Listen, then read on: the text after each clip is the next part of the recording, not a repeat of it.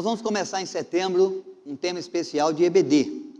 Todas as classes vão ter o mesmo tema, levando a todos o Evangelho de Cristo, é o tema. É o desafio da igreja. Nós falamos há pouco tempo aqui que existe um propósito de Deus com a nossa vida, e o propósito envolve a proclamação do Evangelho, o fazer discípulo, e de fazer discípulo de todas as nações.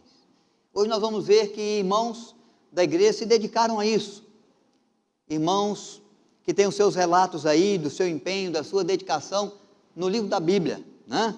Irmãos que se empenharam, os discípulos que foram feitos por Cristo, os discípulos que foram enviados para levar o Evangelho a todas as nações. É por causa do ministério deles, do empenho deles, da dedicação deles, da fidelidade deles no compromisso com a missão que o Evangelho chegou para nós. Foi alcançando Jerusalém, foi alcançando Judeia, foi alcançando Samaria e depois foi se estendendo aos confins da terra. Hoje nós temos uma igreja aqui, uma igreja que já serve ao Senhor, né? Desde 1952, porque Deus levantou homens, levantou mulheres que, proclamando o Evangelho, pudessem testemunhar de Cristo na cidade. Da nossa igreja já saiu outras igrejas para a cidade, para outras cidades, né? O trabalho em Caçapava foi começado aqui, o trabalho de Jacareí começou e foi concluído por nós, né? Hoje nós estamos ajudando distribuição de Bíblias lá na África, estamos auxiliando construção de templo lá em Moçambique. É trabalho da igreja.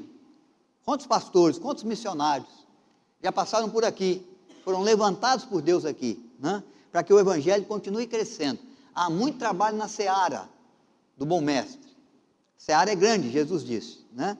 Trabalhadores às vezes são poucos, mas ainda bem que Deus tem levantado você. Já me levantou, tem levantado a sua casa, tem levantado uma geração nova sempre, a partir das crianças que também testemunham, dos anciãos que com a sua experiência de vida vão falando do Evangelho e dando crescimento ao Evangelho. Tudo é para a glória de Deus. Tudo é para a glória de Deus. Mas é para a edificação da igreja, o fortalecimento da sua fé. E é sobretudo para o cumprimento da missão que Ele nos confia, de fazer discípulos de todas as nações. O texto que nós vamos ler é Romanos capítulo 15, é uma palavra de Paulo. A igreja que está em Roma, na sede do Império Romano, império que persegue a igreja com açoites, prisões e morte, império que quer fazer calar a voz do Evangelho a qualquer custo, assolando o corpo físico da igreja. Não há piedade no império, a maldade, a violência, a perversão,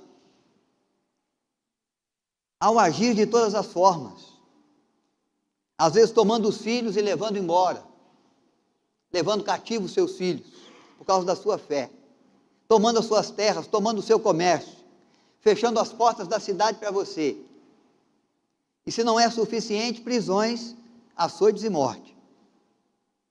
Houve tempo em Roma que os relatos históricos dizem que faltou madeira para pendurar cristãos, mortos por crucificação, ou mesmo em estacas, passando piche, acendendo os corpos, queimando vivo os cristãos para iluminar o caminho até Roma, ou para iluminar as praças e as ruas da cidade. No tempo de Nero foi assim. Ele pôs fogo em Roma, ele culpou os cristãos para tomar força na sua perseguição ao cristianismo. Mas Deus faz sustentar a sua igreja.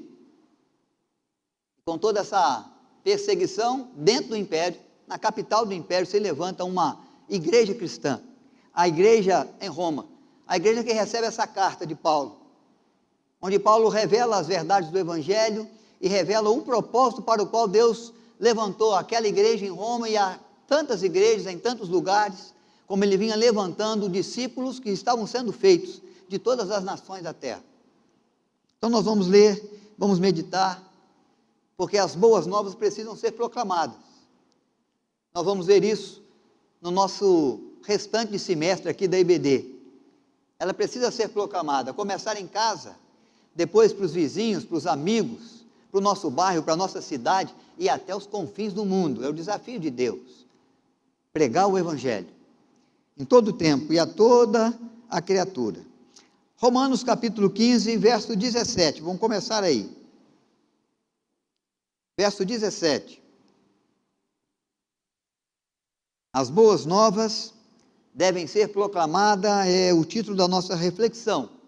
E Paulo então vai dizer: tenho, pois, motivo de gloriar-me em Cristo Jesus nas coisas concernentes a Deus, porque não ousarei discorrer sobre coisa alguma, senão sobre aquelas que Cristo me fez por meu intermédio, ou Cristo fez por meu intermédio, para conduzir os gentios à obediência por palavras e obras, por força de sinais e prodígios, pelo poder do Espírito Santo, de maneira que desde Jerusalém e circunvizinhanças até o Ilírico tenho divulgado o Evangelho de Cristo, esforçando-me deste modo por pregar o Evangelho, não onde Cristo já foi anunciado, para não edificar sobre fundamento alheio, antes, como está escrito, hão de vê-lo aqueles que não tiveram notícia dele, e compreendê-lo os que nada tinham ouvido a seu respeito. Que Deus conceda graça ao nosso coração,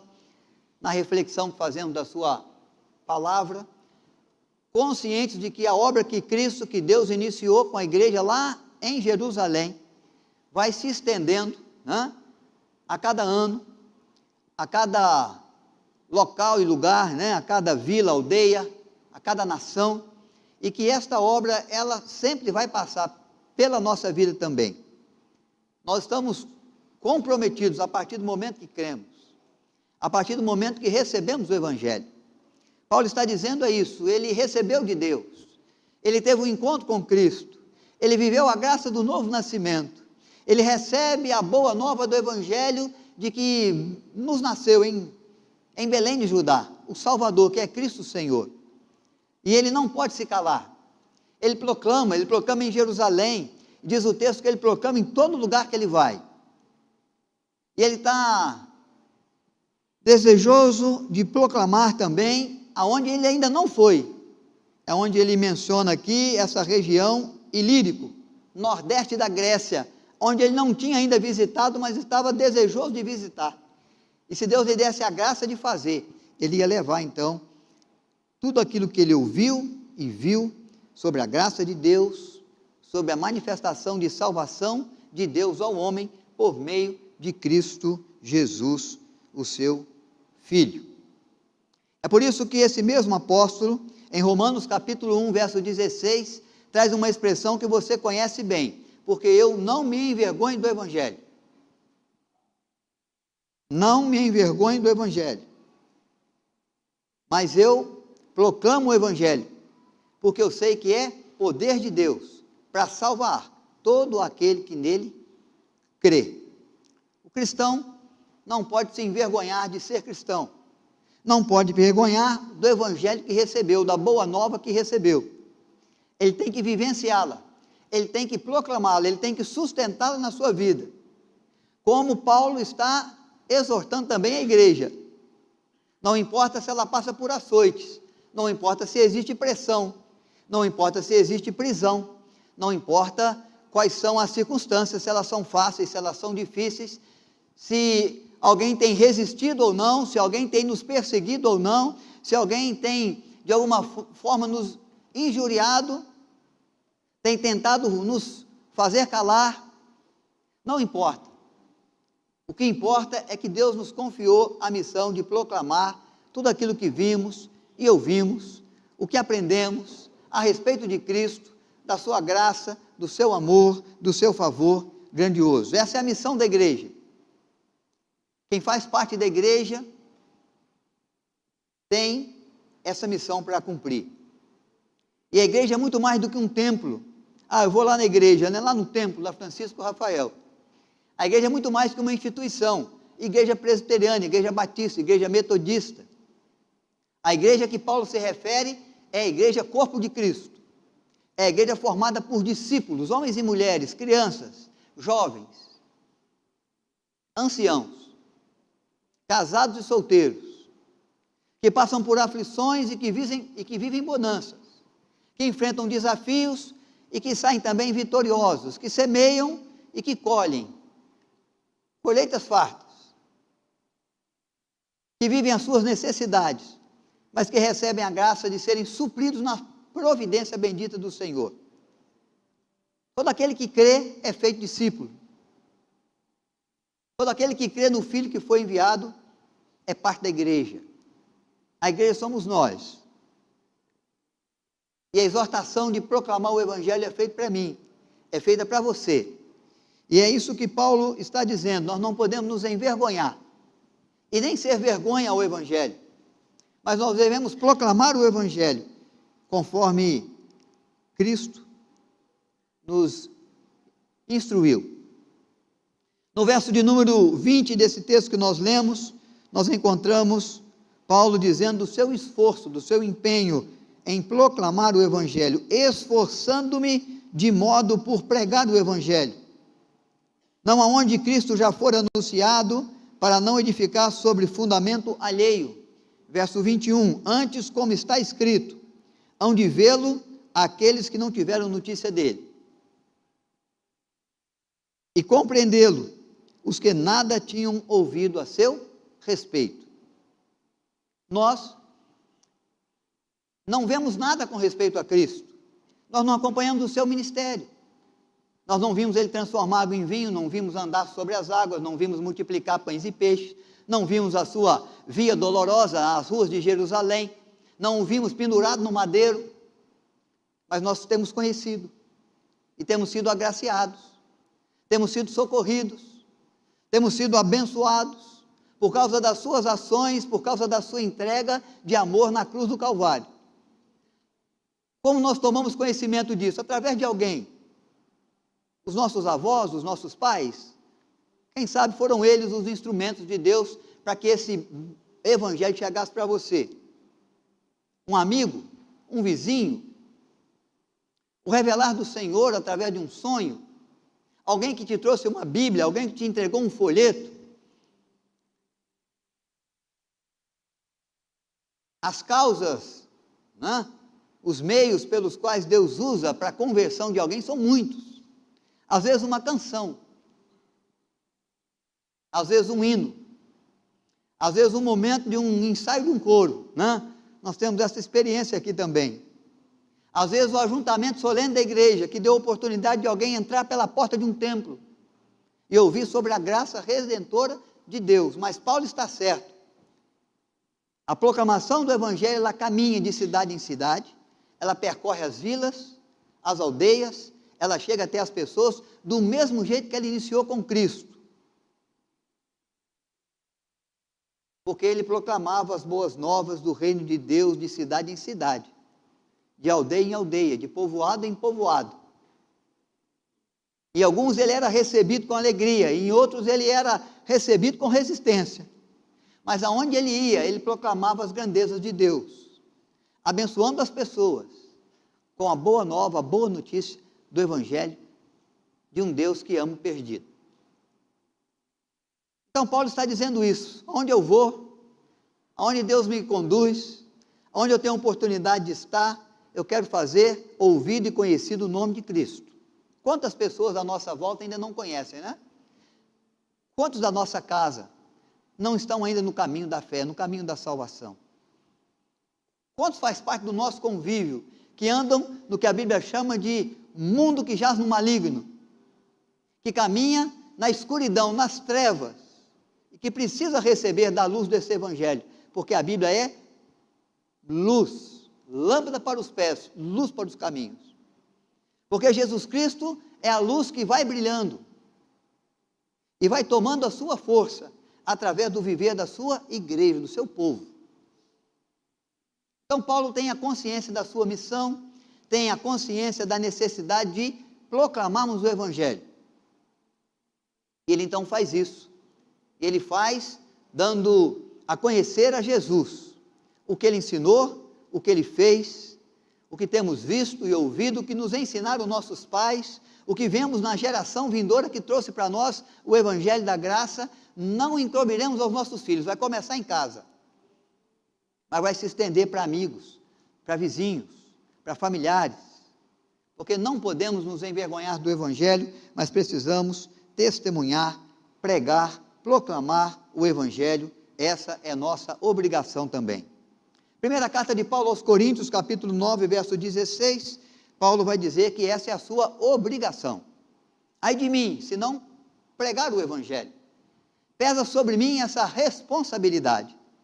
Se eu for até a vida das pessoas, se eu socorrer, se eu ajudar, se eu me tornar um bom amigo, se eu me tornar um bom familiar, um bom pai, uma boa mãe, um bom irmão, uma boa irmã, se eu me tornar um bom profissional, mas não me tornar um bom cristão, se eu não for um bom servo, uma boa serva, um servo fiel, uma serva diligente, que além de falar de tantas coisas, que além de conversar sobre tantos assuntos, que além de levar tantos bons conselhos sobre a vida, sobre a família, sobre a profissão, não levar o melhor conselho, o conselho que aponta para o caminho da verdade e da vida que está em Cristo, o conselho que leva a pessoa para junto de Deus, que dá a ela a oportunidade de conhecer a graça de Deus que perdoa o nosso pecado, que promove vida em meio à nossa morte. Então cabe a mim, e Paulo tem essa certeza, pesa sobre ele a proclamação do evangelho, pesa sobre mim, sobre cada um de nós. Ai de nós, se conversarmos de tantas coisas, se instruirmos sobre tantas áreas, se conduzirmos e aconselharmos sobre tantos caminhos, mas esquecermos de aconselhar sobre o caminho da fé, esquecermos de falar sobre Jesus, sobre a graça de Deus que rompe os céus, que visita a terra, que abençoa com vida aquele que está morto, que traz perdão ao perdido, que muda a sorte, que restaura a sorte, daquele que anda na escuridão, das trevas, do pecado, que vem sendo assolado, que não encontra saída, que vem sendo maltratado por todo tipo de sorte e dano do pecado, que precisa ser esclarecido sobre a sua fé em Cristo Jesus. E como nós fazemos essa proclamação, né? Como nós proclamamos o Evangelho, anunciamos o Evangelho? Primeiro é com a nossa palavra. Nós proclamamos com a palavra. A Bíblia chama de uma forma, né, chamada de querigma, a proclamação do Evangelho, o anúncio do Evangelho, que eu faço com a minha boca, que eu faço com o meu cântico, que eu faço com a entrega de um folheto, que eu faço com a doação de uma Bíblia. É a palavra de Deus que está sendo distribuída, é a palavra de Deus que está sendo proclamada. Quando eu falo com o meu amigo, com o meu vizinho, com aquele com quem convivo, com aquele que eu vejo triste, com aquele que encontro sem esperança, da esperança que Deus nos dá em Cristo, de que Deus é aquele que pode enxugar dos olhos toda lágrima. Quando eu proclamo, dando um conselho, não meu, mas um conselho que recebo, que vejo na palavra de Deus, cheia de bons conselhos, para o viver humano nas mais diferentes áreas, nas mais diferentes situações e circunstâncias. Há sempre um proclamar do Senhor na sua palavra, que eu conheço, que eu me lembro, que vale, que encaixa muito bem com a situação de vida do meu amigo, do meu vizinho. Se a situação é boa, tem algum conselho bom da palavra de Deus. Se a situação é ruim, tem muito conselho bom da palavra de Deus. Se a coisa está boa, ela pode ainda melhorar pela instrução bíblica para o nosso casamento, para a nossa vida familiar, para o nosso procedimento como cidadão. Se a situação já está boa, ela pode ficar ainda melhor. Se está ruim, ela pode ficar boa. Porque há muito que a palavra de Deus nos instrui, nos ensina, para fazer de nós pessoas melhores, para fazer do nosso vizinho uma pessoa melhor, para fazer do nosso filho um filho segundo o olhar de Deus, e do nosso cônjuge, um cônjuge dentro do padrão que Deus estabelece para aqueles que amam a sua palavra e que vivem dentro do seu propósito, porque o seu propósito coopera para o bem daqueles que o amam.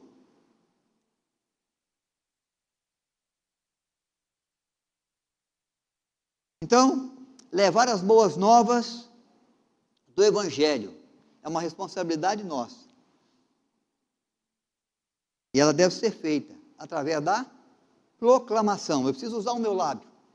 Eu preciso distribuir o folheto. Às vezes você acha que não sabe falar bem, você é a pessoa habilitada para distribuir folheto. para doar a Bíblia, proclamando. Jesus seguia de cidade em cidade, fazendo o quê? Proclamando o Evangelho, pregando o Evangelho, anunciando as coisas de Deus ao ser humano, às multidões, às vezes a uma pessoa, mas sabendo da responsabilidade de que o Evangelho, a boa nova de Deus ao mundo, não pode ficar escondida, não pode ficar guardada para mim.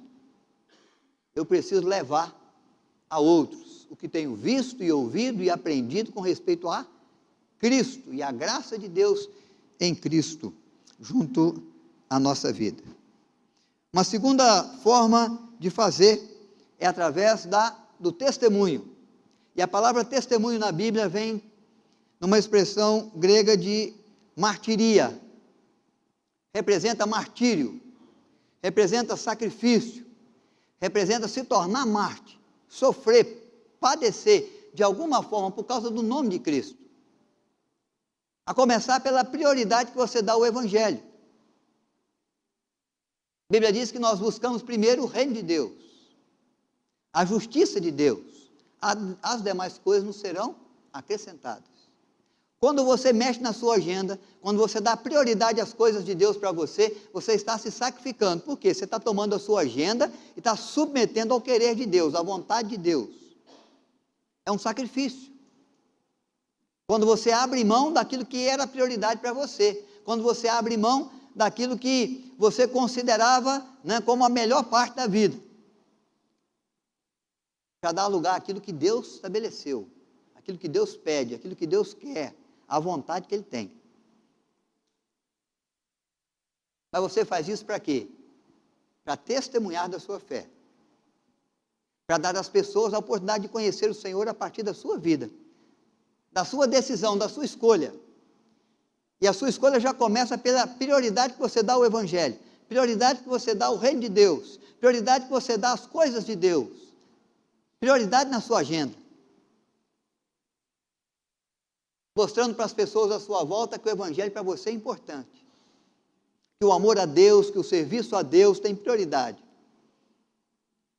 que você se dedica no trabalho, que você se dedica junto à família, que você se empenha no cultivo da sua amizade, que você quer crescer, quer aprender mais, quer alcançar ainda melhores resultados naquilo que você faz, na vida que você leva, mas que nada está acima para você do que proclamar o Evangelho e levar bom resultado ao reino de Deus com a sua vida, com o seu testemunho, com a proclamação que você faz da graça de Deus que alcança o perdido. Quando você toma essa iniciativa e gera prioridade para o reino de Deus, meu irmão, minha irmã, você já está virando mártir, você já está se sacrificando, você está dando prioridade ao Senhor, e você está às vezes sepultando de fato a sua vontade, o seu querer, a sua prioridade, o seu propósito, e o propósito de Deus está chegando em primeiro lugar. Paulo fez isso, os apóstolos fizeram, todos aqueles que contribuem com o reino de Deus o fazem, porque eles entendem a necessidade de proclamar o Evangelho a toda criatura. Em todo lugar, a todo instante, onde Deus te leva, Ele não levanta apenas um profissional, um amigo, um vizinho, na família onde você vive. Deus não levantou ali apenas um pai, uma mãe, um irmão, uma irmã, um tio, um avô, um primo. Deus levantou trabalhadores, servos da sua seara, servas que se dedicam à proclamação do Evangelho, não só com a boca, mas com a vida. Porque Cristo sabe que o nosso falar não pode ser desassociado do nosso viver, senão a gente perde a credibilidade. Ele sabe que o nosso ensino, a nossa instrução, não pode ser naquele caminho de que faço o que eu faço, ou faço o que eu falo, mas não faço o que eu faço. Eu tenho um bom conselho, mas eu não tenho um bom procedimento. Sua palavra, seu conselho vai sendo desacreditado. Por isso que o proclamar do Evangelho feito por Cristo não é apenas o proclamar de palavras, de discursos e de belos discursos como o Sermão do Monte.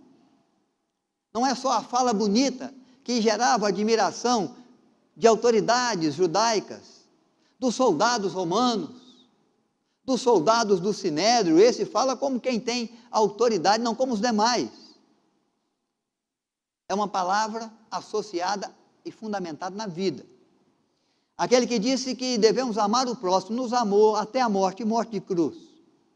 Aquele que fala, que ensina que a gente tem que resistir ao diabo, até que ele fuja de nós, venceu a tentação no deserto, em Mateus capítulo 4. Aquele que fala da graça de Deus que alcança o perdido, é quem fez uma viagem, enfrentando uma tempestade no mar da Galileia, para chegar na vila dos Gadarenos, e ali libertar dos espíritos imundos um endemoniado, sendo rejeitado pela vila, retornou para trás, fez viagem de volta, mas deixou ali alguém que proclamasse, que testemunhasse da graça de Deus que o alcançou, livrando, né, daquele tormento dos demônios. Ele foi em busca de uma vida. E às vezes ele falou a uma multidão toda. E houve um momento que a igreja proclamou para a multidão, como em Atos capítulo 2. Mas há um momento em que a igreja segue para anunciar uma pessoa, como Filipe, o discípulo, fez, pregando ao eunuco no deserto. Não importa se é para a multidão que você fala, se é para uma pessoa, para uma vida. Mas é importante que você proclame. Proclame com a sua boca. Proclame com a doação de Bíblia, com distribuição de folheto, mas proclame com o seu viver, mesmo se sacrificando, se preciso for, para que de alguma forma alguém chegue ao conhecimento da graça de Deus, a partir do seu viver, da sua obediência ao Senhor, do seu comprometimento em obedecer às Escrituras, do seu propósito de se tornar um vaso de bênção em suas mãos. É compromisso nosso, assim como foi compromisso de Paulo. Mateus capítulo 9, verso 35 a 38, é o texto tema desse cântico que os nossos irmãos cantaram aqui na abertura, no prelúdio. Daqui a pouco eles vão retornar aqui para cantá-lo novamente. É o cântico tema da nossa EBD, segundo semestre, começando domingo que vem. O nome dessa canção é Trabalhadores. Ela é fundamentada nesse texto, de Mateus capítulo 9, verso 35 a 38. Se a Gabi puder, peço para você colocar para nós, Gabi, por gentileza. Esse texto, ele fala do ministério de Cristo, de como ele assumiu a missão de proclamar o reino de Deus entre os homens. E eu vou convidá-los a ler junto comigo, do verso 35 a 38, o texto está projetado aqui, a Gabi vai ajudar. Nós vamos ler. E vamos ver o desafio que Deus faz, para que a sua igreja se comporte como ele se comportou. Somos discípulos. Fomos feitos para imitá-lo. A imitação de Paulo chegou tão perto da perfeição que ele disse: já não sou eu mais quem vivo, Cristo vive em mim.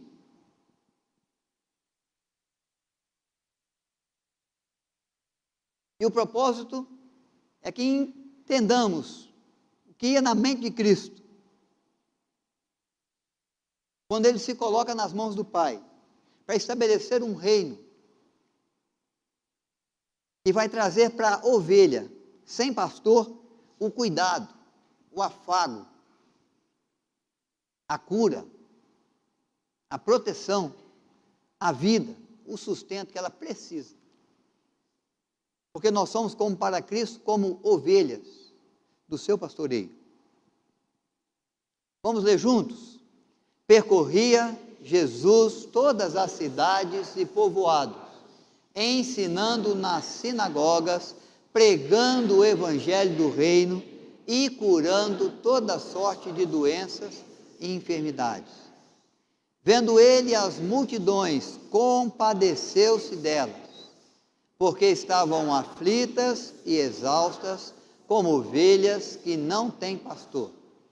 E então se dirigiu aos seus discípulos: a seara, na verdade, é grande, mas os trabalhadores são poucos.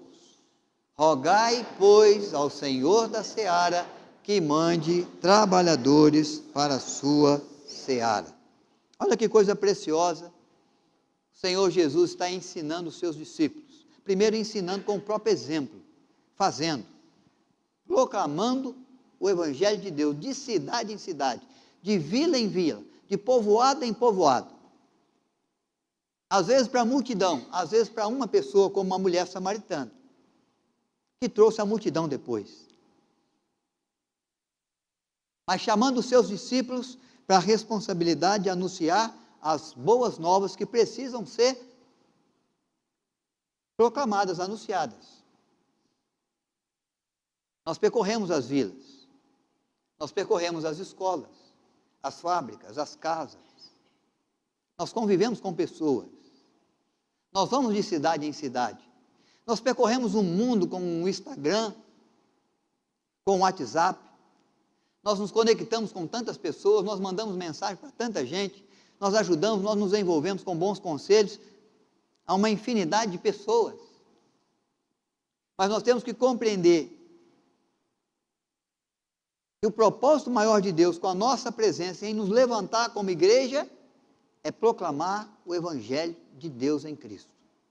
É proclamar salvação ao perdido, perdão ao pecador. É apontar para o caminho que leva aos céus, que leva à presença de Deus. Por isso que Jesus diz aos discípulos, que são só 12 ainda, rogai ao Senhor da seara que mande trabalhadores. Olha como Deus tem ouvido a oração desses apóstolos. Olha quantos trabalhadores, quantas trabalhadoras aqui reunidas hoje. Olha quantos trabalhadores e trabalhadoras nós temos mundo afora. Alguns estão recebendo açoites, alguns estão passando por prisões, alguns estão vivendo muitas lutas, muitas dores por causa do Evangelho de Cristo.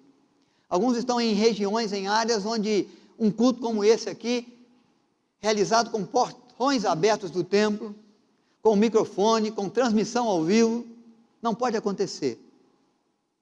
Essa semana eu lia de Portas Abertas, missão que nós somos parceiros há muitos anos, ajudando com ofertas. É uma missão que auxilia missionários nos lugares onde o Evangelho é fechado, é enquadrado, onde é proibido falar do Evangelho, proclamar o Evangelho. Mas Deus levantou uma igreja lá, uma igreja que eles chamam de uma igreja escondida, mas uma igreja também perseguida. E anunciava a região da África, onde o muçulmano domina, e onde a mulher e a filha do pastor da igreja foi sequestrada, foi levada para um centro de concentração, para um campo de concentração. No campo de concentração, elas foram abusadas por muitas pessoas, muitos homens, muitos muçulmanos. O tempo foi tão longo lá, que ela pôde perceber que todas as mulheres que estavam ali sendo abusadas eram cristãs. Não era uma atitude muçulmana de sequestrar pessoas, né, para vender. Elas sequestravam um grupo certo, um grupo de mulheres cristãs, para gerar sofrimento, para gerar dano à vida, para quem sabe pudessem questionar sobre a sua fé ou sobre o seu Deus. E depois de muito tempo ali escravizadas, maltratadas, elas foram liberadas para voltar, porque sabe que marcas profundas vão ficar. E quem sabe ela leva isso para a igreja e desanima os irmãos na sua fé. Mas são mulheres, são jovens, que se mantêm firmes no seu testemunho, na sua proclamação do Evangelho, apesar do sofrimento, estão se tornando mártires de verdade. É uma força, uma opressão para tentar fazê-las calar, para fazer calar a igreja. Mas quanto mais a igreja sofreu, meus irmãos, minhas irmãs, com açoites no corpo físico pelo Império Romano, quanto mais mortes o Império Romano fez por fé em Cristo, mais a igreja cresceu. Porque quando Constantino chega no ano 323 e vai considerar o Império numa só força política, numa só força de exército, e quer agora unificar uma só força religiosa, ele percebe que a maior força religiosa que ele tem no Império Romano é o cristianismo. Mas foi o cristianismo que mais sofreu. Foi o grupo que mais teve mártir. Foi o grupo que mais foi pressionado a se calar. Mas que não se calou. Que encontrou graça de Deus para crescer, para se multiplicar, para ganhar a terra, para chegar nas vilas, nos lugarejos, nas praças. Nós não temos esse tipo de perseguição aqui. Mas às vezes nós não temos também o mesmo empenho. Nós não temos esse tipo de dificuldade. Ainda não. Pode ser que surja para nós. Em algum momento, nós temos outros desafios. Nós temos o falso profeta que corre as ruas conosco. Nós temos aqueles que desacreditam o Evangelho, dizendo que Deus faz coisa que Ele nunca disse que faria e que nunca pediria de ninguém. Nós temos muita gente envergonhando o Evangelho e se tornando vergonha para o Evangelho pela forma como se conduz, se dizendo parte do Evangelho e parte da igreja. O desafio da igreja brasileira é outro.